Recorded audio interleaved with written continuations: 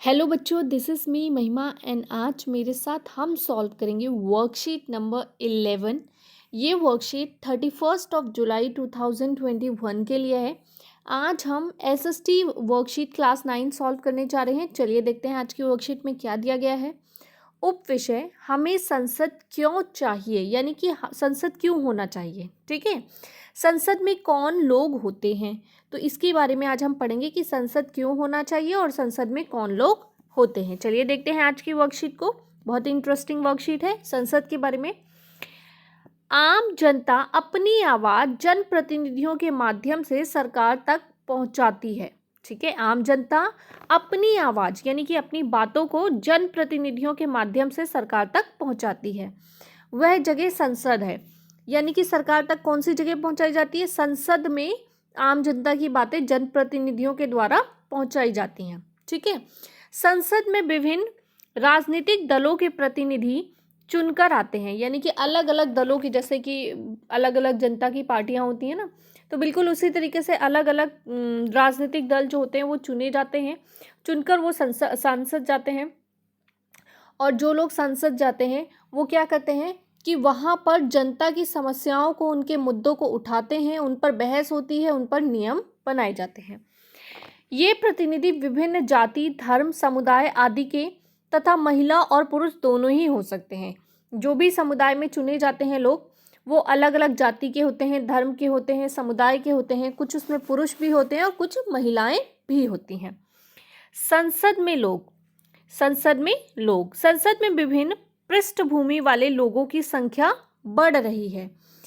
देखा जाए तो अब ग्रामीण लोगों की सदस्यता भी बढ़ती जा रही है, यानी कि पहले कम थी लेकिन अब बढ़ती जा रही है। देखा जाए तो अब ग्रामीण लोगों की सदस्यता भी बढ़ती जा रही है। जिन समूह और तबकों का अब तक संसद में कोई प्रतिनिधि नहीं था, वे अब चुनाव जीतकर आने लगे हैं। महिलाओं, पिछड़ी जातियों के लोग और अल्पसंख्यक लोगों की राजनीतिक हिस्सेदारी भी बढ़ गई, यानी कि पहले संसद में महिलाओं की संख्या बिल्कुल कम थी और अब धीरे धीरे करके महिलाओं की संख्या भी बढ़ रही है। ठीक है, और अलग अलग समुदायों के लोग भी संसद में चुनकर आ रहे हैं। आगे देखते हैं, अनुसूचित जाति, अनुसूचित जनजाति की राजनीतिक हिस्सेदारी। मुख्यतः ये माना जाता है कि हमारे हित और अनुभव अलग अलग होते हैं, यानी कि सबकी प्रायोरिटी जो होती है वो डिफरेंट डिफरेंट होती है। इसके लिए एक समूह के व्यक्ति सबके हित की आवाज़ नहीं उठा सकता, यानी कि हर इंसान की प्रॉब्लम्स अलग अलग होती है। अगर आप अपने फ्रेंड्स में भी डिस्कस करेंगे तो सबकी प्रॉब्लम अलग अलग होगी, सबकी फैमिली की प्रॉब्लम्स अलग अलग होंगी, कंडीशंस अलग अलग होंगी। तो इसी तरीके से हर समुदाय की समस्या अलग होती है। और अगर एक ही समुदाय के लोग बार बार चुनकर संसद में आएंगे तो वो समुदाय जिनके लोग चुनकर नहीं आएंगे संसद में, उनकी समस्याएं तो संसद तक पहुंच ही नहीं पाएंगी। इसीलिए अलग अलग समुदायों के लोगों को चुना जाना जरूरी होता है। इसी बात को ध्यान में रखते हुए संसद में कुछ सीटें अनुसूचित जाति, अनुसूचित जनजाति के लिए आरक्षित की जाती हैं, ताकि इन क्षेत्रों के जो लोग हैं, इन समुदायों के लोग भी जो हैं वो चुनकर, यानी कि SC ST के जो लोग हैं वो भी चुनकर संसद जाएं, अपने मुद्दों को, अपनी समस्याओं को वहां तक पहुंचाएं और उनका भी हल निकाला जाए। ऐसा इसलिए किया गया है ताकि इस चुनाव क्षेत्रों में केवल पिछड़ी जातियों और आदिवासी जनजातियों के उम्मीदवार ही जीतें और संसद में उनकी भी उचित हिस्सेदारी हो। ठीक है, मतलब संसद में इन जातियों के लोग भी आएं और अपनी समस्याओं को, अपने समुदाय की समस्याओं को लेकर आएं। ठीक है, उनकी भी संसद में हिस्सेदारी होनी चाहिए। उनसे यह भी उम्मीद की जाती है कि वह पिछड़ी जातियों और आदिवासी समुदायों की जिंदगी से जुड़े मुद्दों को ज़्यादा अच्छी तरह से संसद में उठा सकें, क्योंकि जो लोग इन समुदायों से जुड़े होंगे वो इनकी समस्याओं को ज़्यादा बेहतर तरीके से संसद में प्रेजेंट कर पाएंगे। सपोज कोई इंसान गांव का है, ठीक है, तो उसको गांव की प्रॉब्लम्स पता होंगी और वो गांव की जो प्रॉब्लम्स है उसको संसद में अच्छे से पेश कर पाएगा। जो शहर का होगा उसको गांव की अच्छी सी प्रॉब्लम्स पता ही नहीं होंगी कि एक्चुअल में गांव में प्रॉब्लम्स हैं क्या, तो वो संसद में पेश क्या करेगा। ठीक है, तो इसीलिए हर समुदाय के लोगों का होना ज़रूरी है ताकि वो अपनी समस्याओं को संसद में बेहतर तरीके से उठा सकें। आगे देख लेते हैं, महिलाएं और राजनीतिक हिस्सेदारी। इस प्रकार हाल ही में महिलाओं के लिए भी सीटों के आरक्षण का सुझाव पेश किया गया है, यानी कि महिलाओं के लिए भी कुछ सीटें आरक्षित होनी चाहिए। इस सवाल पर अभी भी बहस जारी है, यानी कि पूरी तरीके से फैसला नहीं आ पाया है। 60 साल पहले संसद में केवल 4% महिलाएं थी। ठीक है, आज से 60 साल पहले केवल 4% महिलाएं ही संसद में थी। आज भी उनकी संख्या 9% से जरा सा ऊपर पहुंच रही है। ठीक है, यानी कि आज भी संसद में महिलाएं 9% से थोड़ा सा ऊपर ही है, ज़्यादा नहीं है।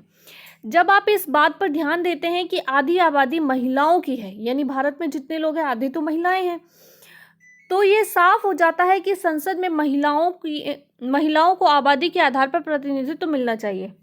यानी कि अगर देखा जाए कि महिलाएं 50% हैं और पुरुष 50% हैं, तो आबादी में जो संख्या है वो भी तो 50% मिलनी चाहिए।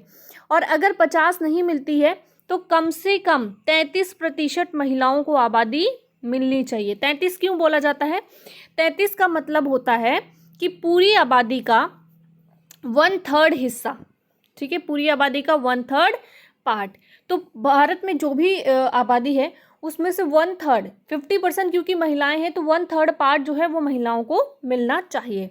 तो संसद में महिलाओं को कितनी हिस्सेदारी मिलनी चाहिए? 33%। मिनिमम कितनी मिलनी चाहिए? 33%। ठीक है, तो पर इस पर अभी तक बहस जारी है। जब आप इस बात पर ध्यान देते हैं कि आधी आबादी महिलाओं की है, तो साफ हो जाता है कि संसद में महिलाओं को आबादी के आधार पर प्रतिनिधित्व मिलना चाहिए। इस प्रकार ये प्रयास किया जाता है कि सभी वर्ग और समुदायों के लोगों को संसद में पहुंचने का पूरा मौका मिले, ताकि वे अपने समुदायों के लिए भलाई के लिए संसद में आवाज उठा सकें और कार्य कर सकें। यानी हर समुदाय, हर जाति, हर वर्ग के जो लोग हैं, जब वो संसद में होंगे तो अपने अपने मुद्दे ज़्यादा बेहतर तरीके से उठा सकेंगे और उनके ऊपर ज़्यादा अच्छे फैसले हो सकेंगे। ठीक है, ऐसे ही जब महिलाओं की संख्या बढ़ेगी तो महिलाओं की जो समस्याएं हैं, महिलाएं संसद में उनको ज़्यादा अच्छे से पेश कर पाएंगी और महिलाओं की समस्याओं का निवारण हो सकेगा। तो ये थे हमारी आज की वर्कशीट। आई होप आपको समझ में आई होगी। चलिए इस पर बेस्ड क्वेश्चंस देख लेते हैं। आज हमसे ओनली 3 क्वेश्चंस पूछे गए हैं। क्वेश्चन नंबर 1 है, आम जनता किसके माध्यम से अपनी आवाज़ सरकार तक पहुंचाती है? प्रश्न नंबर 2, संसद में महिलाओं की हिस्सेदारी कैसे सुनिश्चित हो सकती है? और प्रश्न नंबर 3, संसद में कुछ समुदायों के लिए आरक्षण व्यवस्था क्यों की गई है? तो ये है हमारे आज के 3 क्वेश्चन। चलिए शुरू करते हैं इन सभी क्वेश्चंस के आंसर्स। तो चलिए शुरू करते हैं आज के सभी प्रश्नों के उत्तर। आज का पहला प्रश्न है, आम जनता किस माध्यम से अपनी आवाज़ सरकार तक पहुंचाती है? उत्तर है, आम जनता जनप्रतिनिधियों के माध्यम से अपनी आवाज़ सरकार तक पहुंचाती है। प्रश्न नंबर 2 की बात करते हैं, संसद में महिलाओं की हिस्सेदारी कैसे सुनिश्चित हो सकती है? इसका उत्तर है, संसद में महिलाओं की आबादी, ये को नहीं की है, संसद में महिलाओं की आबादी, ठीक है, की होगा यहाँ पर। तो संसद में महिलाओं की आबादी के आधार पर प्रतिनिधित्व मिलना चाहिए। संसद में महिलाओं का आरक्षण आबादी के आधार पर सुनिश्चित करना चाहिए। प्रश्न नंबर 3 की बात करते हैं, संसद में कुछ समुदायों के लिए आरक्षण व्यवस्था क्यों की गई है? उसका उत्तर है, संसद में कुछ समुदायों के लिए आरक्षण व्यवस्था इसलिए की गई है ताकि संसद में उनकी भी हिस्सेदारी हो तथा वह अपने समुदायों की समस्याओं को ज़्यादा बेहतर तरीके से संसद में पेश कर सकें। तो आई होप आपको समझ में आए होंगे आज के 3 क्वेश्चंस और उनके आंसर्स। यदि कोई डाउट या प्रॉब्लम या कन्फ्यूज़न है तो आप हमसे पूछ सकते हैं। मैं हूं महिमा और आपसे लेती हूं विदा। जल्द ही मिलूंगी आपको नई वीडियो में नए टॉपिक के साथ।